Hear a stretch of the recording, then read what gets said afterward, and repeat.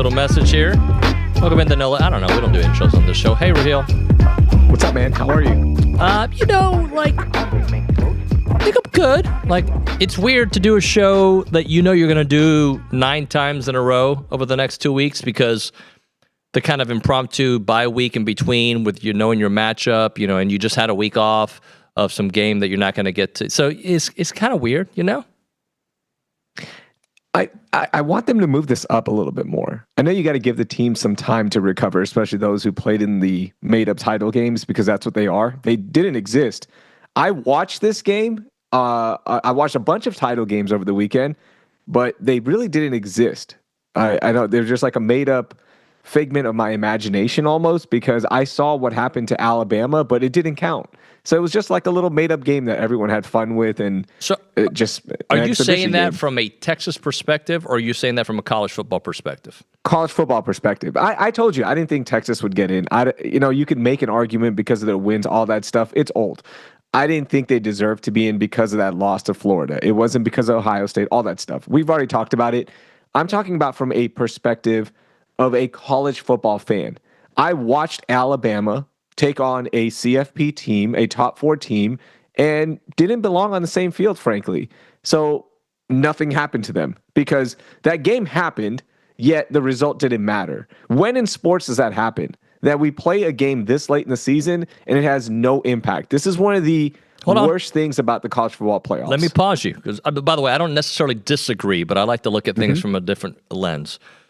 In soccer, we have the Champions League, and you have the regular season. There are 2 different goals. And some teams go all in on that goal, which is the Champions League. My club has done that many times, and sometimes they'll forfeit what happens in the regular season for what Champions League goal looks like. So they can be 2 different goals, like this dumb NBA little tournament. Like I know that I don't even know how that works. I know it's been around for 3 years, the little mid-season tournament. So, do you think it would have been fair? I'm just asking, and I think the committee got it right-ish. I don't like the way they came up to the right-ish. But do you think that Alabama should have been eliminated if A&M beats Texas? All A&M had to do was beat Texas.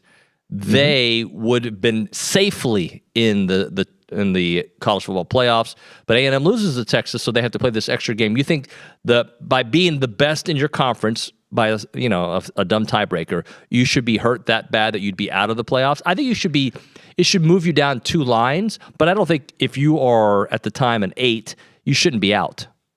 Well, no, if it's a close game, sure, but what we saw, do you think that was a playoff team or not? And I think it should matter, because you can't play a game and only get the benefit. That's what irks me on this, is that you can't, if you're going to go and line up and play this game, and this is a real title game, there should be consequences. If you don't want to play it, guess what? Then don't play it. Opt out of that. Okay, whatever. Like if your end goal is to win the college football playoffs and you don't want to take the risk, whether it be to be knocked out, injuries, whatever, right? Then don't play. Simply put, don't play. Just like Champions League. I'm not going to play the regular season because I want to save my guys for the Champions League. Then do that. But we can't have this game and just have it an exhibition game. That's not fair.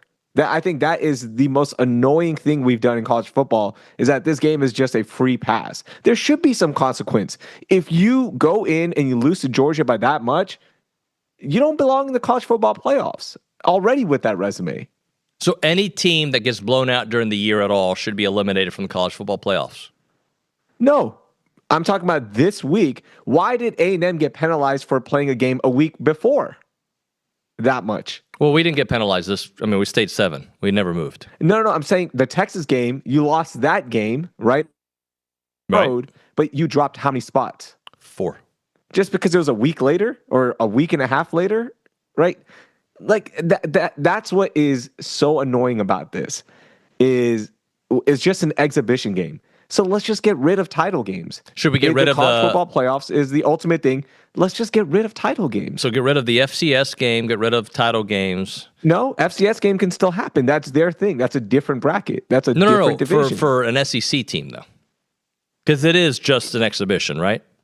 Yeah, it is. But that's what we're doing already. So let's just keep it in line then. Get what I'm saying? The SEC schedule is so hard already. The Big Ten schedule is so hard already. Then let's just eliminate that game. So if there's going to be no consequence, then let's just not play it. Okay. So you think Bama should have been penalized so much that they would have been out because they lost the conference championship game? Yeah, I think so. Did you think that watching that game, don't worry about the conference championship game. Look at their overall resume, the losses that they've already suffered, and watching that game, do they belong in the college football playoffs? I think at one point they were one of the best teams in the country. Yes, I think they deserve to be in the college football playoffs. Okay. Look, actually, I don't know how I feel. Like I can change my mind. Like this, I don't have I do. Put it this way: A&M, had they lost to South Carolina this year, they would have been out. I don't think they would have made the college football playoffs. Okay. So, and the Texas loss, right? You're saying and the Texas, and the so Texas two loss, losses, right? Yeah. Okay. Okay. And maybe just the South Carolina game, but let's just say and the Texas loss. So under that thinking, I almost feel like A&M at 10 and 11 and 1 going to the let's say they got into the SEC championship game and would have lost to Georgia by 21 points. I don't know if they would have made the college football playoffs under that thinking, but they were better than Ole Miss or better than all the other teams. I don't think so either under that premise. But let's say if they did make the playoffs, or excuse me, they did make the title game, right? Like, let's say the formula worked out that even with the Texas loss, all that stuff, right? Like, let's play the game for a second. They get in and they beat Georgia, right? By, let's say, a touchdown or even a last-second field goal. They move up in the rankings, right? So, like, this game only has a benefit. But then when BYU loses... Ohio State lost, and they went down. They should have gone down two spots. But they're still a top 4 team. They still get the bye. Like, what was the consequence? And again, that game was much closer. Yeah. I think a lot of mine is the way Alabama lost. They should not be in the CFP. Like, that was maybe it's because they knew that going in, whatever, this game means nothing. So let's make it mean something. Who should have been in then? Do you think Notre Dame deserved in over Bama? I'm not sure. Because then I can make the argument like, well, Notre Dame didn't play anybody. Because that's what it came down to, right? Didn't it come down to those two teams? My whole thing right now is the conference championship game. I'm not sure. And let's talk about that and talk through it. But to me, the championship game, this is a major issue. You can't just have it be an exhibition game that doesn't impact anybody's overall standing or overall schedule or overall a body of work. It can't only be a benefit either. You can't only just benefit from it. You have to have some consequences to it. And BYU, by the way, their consequence was by playing in that title game, they were eliminated. If they had opted out, do you think they get into the CFP? Because they would have, right? No, they wouldn't. No, they wouldn't have. They were still out. They were the first team out. They were the first team out. Yeah. So if they had just said, I'm good, then the CFP would have been like, all right, then you're out. Yeah, they would have been out. No big deal. Yeah, they would have been out. Man. So only a benefit was there for them. Well, I mean, I think there should be definitely a negative to it, but I don't know how much of a negative it should be if you're already firmly in it. I think it can cost you 2-3 spots for sure. But I do think the conversation needs to then shift, like, who is more deserving than Bama? Yeah. Is Notre Dame more deserving than Bama? I think it worked out this particular. I think the way not Bama, Notre Dame. I think Notre Dame should be irate. I think they're being a little too whiny for my taste. I don't like when anybody whines too much. Not taking any shots at anybody in particular. I don't want to play this game. I don't want to play anymore. I don't like whininess. I don't like it. But I want to hit on that too in a second. But finish your thought. I don't like whininess. What was I saying? I had a point. What was my point? Where was I going? Remind me. About Notre Dame deserving to be in. Oh, okay. Or not. So, like, I think they got screwed because they were told a week ago that they were in, right? And they lost spots without playing. Like, I think that's ridiculous. They should have lost spots weeks ago because Miami still beat them. But it's like they course corrected too late. And like I knew A&M was not going to move up any spots. Once they were, I don't think they should have been 7. I think they should have been higher. That's my opinion of it. And we can make arguments for why Oregon is. I see fans going after Billy from Oregon. You can make arguments why Texas Tech deserves it, and I think I can make a counter argument. You can make arguments about Ole Miss, and I can make a counter argument too. So that part of college football is fun. I think A&M kind of got hit in the nads for that, but And by the way, I believe he can already hear us. Braden Gall is joining us here on the conversation. What's up, Braden? What's going on, guys? How we doing? Well, good, man. So, hey, we're trying to figure out college football, and I know you're an expert, man. Like, Raheel is a big believer that we need to, conference championships need to go away because if you lose it and it doesn't affect your college football playoff seeding really, then why are we even having it? And I'm over here trying to figure out, like, does Notre Dame, I think, gets screwed because what they were told last week, but I think the committee got it right anyway, so I'm kind of confused with myself. So we're all over the place, Braden. Man, that's a lot. That's like all of the drama in one question. I appreciate that. Look, there's lots of things we need to do differently. I think it's going to expand. I think the weekly rankings need to go away. I do advise people, though, when they ask me this, like both people in the industry, behind the scenes in programs, administrators, but also fans and media people, like, don't listen to the committee until the last week. Like, I know that sounds crazy, but it's what happens is our arguments and our discussions. Because I had to do ESPN Radio and Myron Metcalf and I on Saturday morning before the rankings, Sunday morning, excuse me. We spent 2 hours arguing about this stuff, and every argument, especially in the national media, gets reduced down to like a single talking point.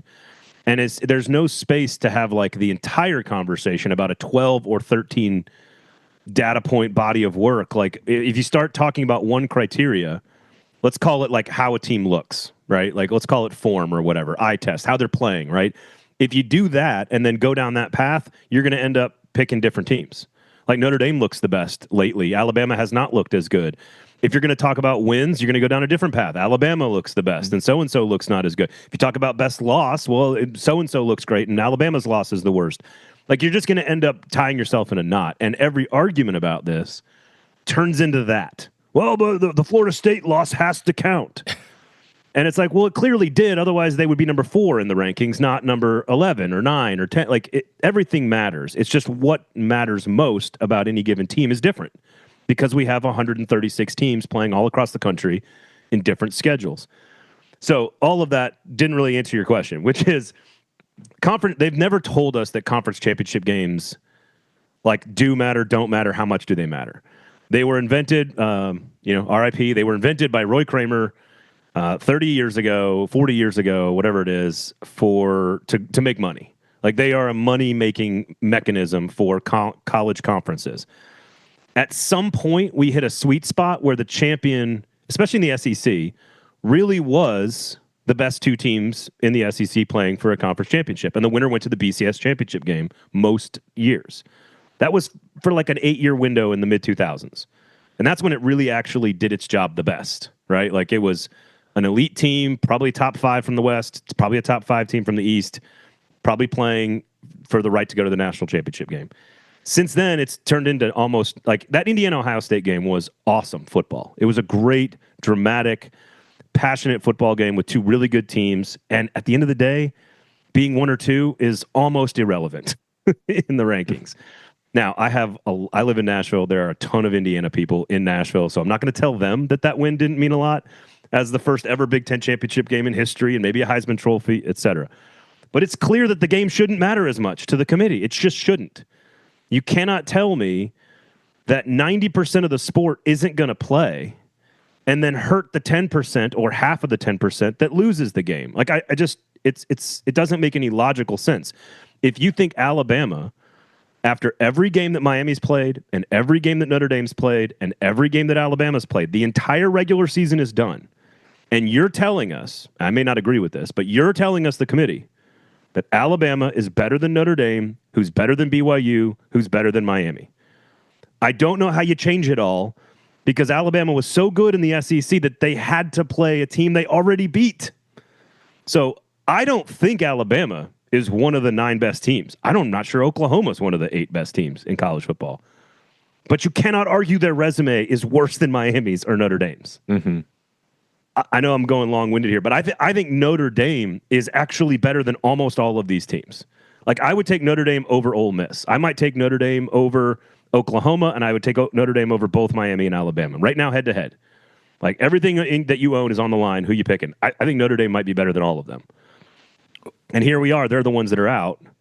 because the committee decided, well, but the BYU championship game matters, so we're going to drop them one spot, so that now we have to do the head-to-head thing.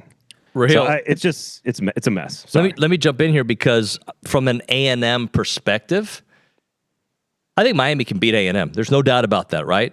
I don't want to say I feared the Notre Dame matchup. I did not want to face Notre Dame. I ranked Notre Dame as the third team of the teams that they were talking about. I was like, I think Bama matches up with A&M the best. I think A&M matches up with Bama the best. Then maybe Miami, and then Notre Dame. Even though A&M already beat Notre Dame earlier in the season, might be a different A&M team at this point. Might be a different Notre Dame team at this point.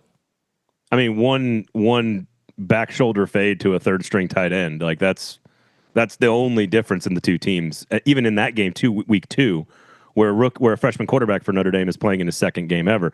I would not want to play Notre Dame. Like that's all. Like if I'm a fan of a team, and like I know that's oversimplifying the committee's job, but if you're like, man, who do I not want to play? Normally you would probably say Bama. That's just not the case. Like I agree with you. Like they can't run the football. We saw that on Saturday, but that was the case all year, and they're having a difficult time stopping the run to some degree. Putting Simpson on an island, telling him to do everything. Like if I'm A&M, that's who I want to play. Like we have the advantage on the line of scrimmage. Like that's who I want to play. Miami, I think, is on the same level as Bama in terms of who do I want to play. The one I don't want to play is Notre Dame. I agree with you. Conference championship games, I think you get rid of them. I think it solves so much, and you expand the playoffs, right? There's an extra week right there. Boom, let's get it going. I just can't stand that in sports, in American sports, that we're playing a game that is just an exhibition at this point because you can only benefit from it. So what's the point, right? So get rid of it. To me, it's like, knock it out. We don't need this anymore. But let's talk about the playoffs itself. Initially, when you saw the bracket unveiled after the 2-hour discussion that you had on ESPN radio, you'll see it. First gut instinct, just tell me who wins it all. So this is going to be kind of an interesting, because the bracket almost had no impact on my feeling. I on last week's show, SEC Football Live, make sure you check it out. Myself and Trey Wallace, we're going to be on actually coming up in a few minutes. Everywhere you get your podcast, YouTube page, etc. Last week, and I think for 2 weeks now, I've said I think Georgia's winning the whole thing. Like it's just this feeling you get. You watch a team, sometimes you're like, I'm not sure. I think the quarterback's a little underrated. Their running game's a little underrated. The defensive front's getting better. You know, there's a feeling I have, like the Ohio State team looks really, really talented in a lot of places, but mostly on defense. They don't have the same, I think Will Howard, strangely enough, and that elite backfield were a pretty big deal, offensive line. And then I think Indiana's defensive showing solidified that Ohio State's clearly beatable on that side of the ball, but by great teams. And then Georgia did what they did against Alabama. And I'm going, because Alabama's defense was pretty good in that game. Like, I know the score looks lopsided, but Georgia had 2 really short fields, no really long sustained drives from Georgia's offense against a really, a pretty solid effort by Alabama's defense. I look at this and I just go, like, I know Georgia's going to end up with Ole Miss and Tulane. Is that overly terrifying if you're a Georgia fan? I know Ole Miss went up and down the field in the first half, but like Georgia handled that Ole Miss team relatively easily earlier in the year. Tulane, I love the story, but that ain't happening. And then all of a sudden, what's the next game after that? You're gonna get Texas Tech in the semifinal. Like you'd end up with Ohio State. So as long as you beat Ohio State A&M, and then you end up with maybe Indiana or Texas Tech potentially in the final. I hate that this is my pick. I hate that this is how I feel, but I've been saying Georgia for about 2 weeks. I don't know why I would change. I think Georgia wins the whole thing. Braden, I know you got to get going, so let's do one more with you. From an A&M perspective, I'll give you a short, long-winded thought. So I don't like them being 7 based on the body of work of the entire season, but I understand the recency bias of their loss to Texas and losing by double digits on the road. I get it. Like I understand it. I disagree because I think Oregon wasn't as whatever, right? But that being said, as the 7, I don't hate A&M's path to go on a run. I'm not saying I'm picking them to beat Ohio State or anything, but the fact that you get Miami at home, and I think Miami hasn't taken on anybody since Notre Dame. You get Ohio State in Dallas, so like I don't know if I'd pick you to beat Ohio State, but I just feel like for a 7 seed, like if I'm Ohio State, I'm like, we're going to take on a team that would have been a top 4 seed if it wasn't for one really horrible quarter against Texas. And look, Texas was better than them that night. I understand that. But my point is, I don't hate the matchups for A&M. I don't love it, but for being 7, I feel like it's kind of manageable. I don't disagree. Look, for the record, I would have Oregon 5, A&M 6. That would be my record. I have Notre Dame 7. That's my big problem is Notre Dame here. And but you know what? I think the system is largely fine. It's just going to keep expanding. It's interesting. Like, you're going to have to. This is going to sound crazy to say, like, I'd rather play Ohio State than Georgia, but like, really, that's sort of nitpicking. Like, you're probably going to have to go through both of them, right? At some point. And so, and if you're Oregon, you're going to have to go through Texas Tech, but then maybe also, like maybe also 2 more teams that are kind of wired the same way. So you're going to have to do the job. Like, that's the end of if you want to win a national championship, and I do think you probably, like, I've got Oregon 5, A&M 6. I think that's probably where I would draw the line on teams that I think could win 3 or 4 games and complete the whole thing and win the national championship. I don't think Oklahoma can do it. I don't think Ole Miss can do it. I don't think Miami or Alabama could do it. So I would include A&M in the teams that I think are capable. It's all about handling Miami. Right? Like, I think Miami I think you might benefit from getting Miami in the first round here, because you're going to have to play a really good football game. You don't have to play a really good football game if you were the 6th seed playing Tulane at home. Right. You have to play a good one, and you have to play well, but you could play 88, 89, 90% of the way of your best and probably still beat Tulane relatively easily. I think you have to play a pretty solid game, near perfect, to beat Miami, but I think that's likely. Then you have to play the actual perfect game, but then you probably have to do it twice, right? If not more. So I think it's good to get a test with Carson Beck. I think it's good to get a test with that defensive front. Ruben Baines, really good player. Like, it's gonna be a good test for the good players and the strengths of the A&M team. But I think they're a favorite for a reason. I would take A&M to win the game, and honestly, I think A&M Ohio State is a really even matchup. If it was A&M Georgia, Georgia's built in a way to handle A&M's strengths, and that would be, I wouldn't want to play them early, the way Oregon had to play Ohio State early last year in the tournament, right? So I'd want to play them after building some confidence, which you're going to get. So I think A&M could do some damage in this tournament, but you got to play a really good football, and that's the way the tournament is set up. It's Braden Gall, owner of 440 Sports. You can catch him on ESPN Radio as well. Braden, I know you got your show, man. Thanks so much, and say hi to Trey for me. Yeah. 440 Sports YouTube page, podcast app, social media. We do appreciate it. Congratulations on the great season. We'll see what happens. Thank you, brother. Thanks, Braden. Go follow his pages, by the way. He does great work. Braden Gall there on the show. Appreciate his time. Raheel, before we go on to one other topic, I feel like we need to talk Heritage Films now and then close out, because I got to hang out with Chance here. He was actually asking, is Raheel coming? We had a sponsor dinner. I was like, he's not a sponsor. I think maybe Elizabeth asked me about that. He's not a sponsor. Why would he be there? Yeah, well, but he does a show that's sponsored. Yes, all of us do. That's the only way we can be on the air. That's how it works. Yeah. I'm happy with not driving up to College Station for that day. I'm good. I was happy not to see you. How about that? I'm just kidding. What? I was happy not to see you. I was kidding. I know. I'm going to see him on the 22nd at the ESPN Houston Christmas party. I know he's going to be there, and he's a proud sponsor of them as well, along with No Layups and all the work that we do on TexAgs, yourheritagefilm.com. So what is it?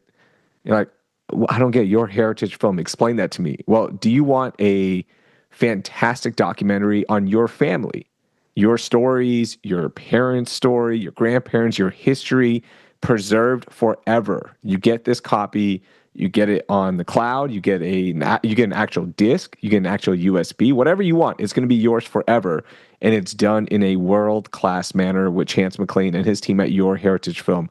Trust me, do it. People die, unfortunately. Don't wait. Don't regret this. A lot of people regret this, because I've talked to folks who are like, man, I wish I'd done this earlier. And you can do it. Take that first step. Just talk to them. They'll price it out for you. It's easy. It's fantastic. They handle everything. You just show up and talk, and your family shows up and they talk. Do you really love your family if you don't do a Heritage Film? Like, honestly, at the end of the day, do you really love them? You kind of love them, but you don't. Really love them? You don't. Yeah, I agree. You don't. I mean, I'm just going to be honest. I don't think you love your family if you don't do a Heritage Film. Yeah, I think we're being rude. You might like them, but you don't love them. Yeah, that's a good point. And if you have a family ranch, if you're not telling that story, do you even care about cattle? No. You don't care. Yeah, come on. Living like by yourself. Anyway, let's close out with some thoughts. What else did you want to ask me this? Because I know you put some notes down. I've got some other stuff. I don't hate Notre Dame opting out. It doesn't bother me at all. If your end goal is a championship, then that's it. In the NFL, when the Texans win the AFC South and they get in and the Jags are eliminated, you think the Jags are like, man, I can't wait for the Citrus Bowl. Like, let's run this, please. No, it's home. You go home. That's it. You had a chance to make it, and unfortunately, college football is different because somebody else decides your fate. I get that. But if your end goal was a championship and you didn't get there, go home. I would have been okay with Texas leaving and saying, I'm good. You know what? We didn't make it. How about an NIT tournament? Huh? An NIT style tournament, like a fake tournament. One that doesn't really matter, but just I want more. I don't even know why I want more games because I don't even watch the games. I watch. Yeah. If A&M wins, I'll watch everything. If A&M loses, I hate the sport. I hate the sport of college football when A&M loses. I was going to ask you, when was the last time you sat down and watched a bowl game that didn't feature the Aggies? I mean, I've watched plenty of bowl because this job I kind of have to. Like in last year, I watched still. In passing, or like you were like, man, I have to see Michigan, Texas. Like it's appointment viewing for me. I have kids, but that's my excuse for everything. I think what you just said, I think that's most of college football fans. If your team's not in it, it might be on in the background at a holiday party. It might be on because you're off or you're working from home and you're just wasting some time.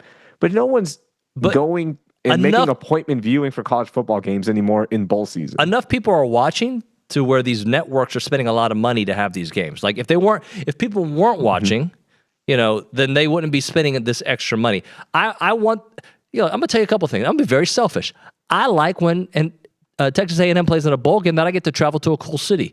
That's part of the reason. And if I'm a fan and I look forward to it every Christmas to go somewhere, or as an employee, I wish. I have yet to I've yet to work at TexAgs and go to a Florida Bowl. I mean, come on, guys. What are we doing here? Are we even doing bowls correctly if A&M's not in a Florida Bowl? Tell Miami to host the game then. Yes, I was hoping for that. Actually, I'm actually happier. No, you don't want that. Come on, you want the home game. You want the revenue. I'm saying I want the Orange Bowl experience. At the next. No, but I actually prefer Dallas. For many reasons. It's easy for our staff to get to. It's somewhat of a home field. I believe it will be. But whatever. If A&M can beat Miami, and I know that's still a big if. I think because, as all old people do, back in my day, and that's why, back in my day, bowls mattered. And I wish they could still matter, which is why my brilliant idea that no one in the country likes, no one. I have yet to be maybe two people have been like, it's not a bad idea. Bowl games at the start of the season, Labor Day weekend, Raheel. That's when you do it. That's your play-in game, or that's your exhibition game. That is your non-conference game to start the year, but you qualify for it Labor Day weekend. I like that. Texas, Michigan to start the year off, but then again, why would Texas be like, no, we're good. We're going to opt out because we'll just take on Texas Southern instead because we just need that easy win now. Because everyone has laid out this formula that why play hard games now? Well, I think 9 games in the SEC schedule in the future might go away. And you know what? The SEC champ. If this is why I think the college football powers are like, if Alabama doesn't make the college football playoff, the SEC is going to remove the conference championship game. But because they're still in, they're going to keep it. They should just remove them. Come on. They should just remove them. At the end of the day, I'll adjust. It's just an exhibition game. Dude, what did we learn from that? Indiana, Ohio State was fantastic. That was a great game. It was enjoyable. I loved watching it. I think Indiana winning it all in college football would be one of the best stories ever. It'll change the sport forever, in my opinion. But let's get rid of it. Have that matchup in the semifinals. If you really want to see it, you are the powers to be. Put Ohio State, Indiana in the same side of the bracket. Have that as a semifinal game if you really want to see it. Raheel, we adjust to whatever changes they'll do. If they made a 4-point shot tomorrow in the NBA or college basketball, you would complain about it and then you'd adjust. Oh, no DH. We still watch. Whatever. Hey, you can't hit people in the head in the UFC anymore with your elbows when they're laying down on the ground, but you can do it when they're standing up. It's fine then. You adjust, you watch. By the way, Josh Van, Houstonian, congratulations to him winning the 125 title in the UFC. Legacy? Fury fighter. A Fury fighter. You didn't see that? I didn't see that. He fought all of his fights in Fury. He came up as an amateur, started fighting 5 years ago. Fought as an amateur, fought as a professional in Fury, won the Fury belt, got to the UFC, got an 8-1 record, and then won the 125 title, beating Pantoja over the weekend. How crazy is that in a 5-year span? Easy. I'm going to go watch Mike Elko press conference here in a few minutes. So thank you, buddy. Talk to you. I guess we'll do one next week, right? Yeah. I mean, it's the week of the game, right? We have to do one. We'll do it, man. Yeah. Talk to you later. All right. See ya.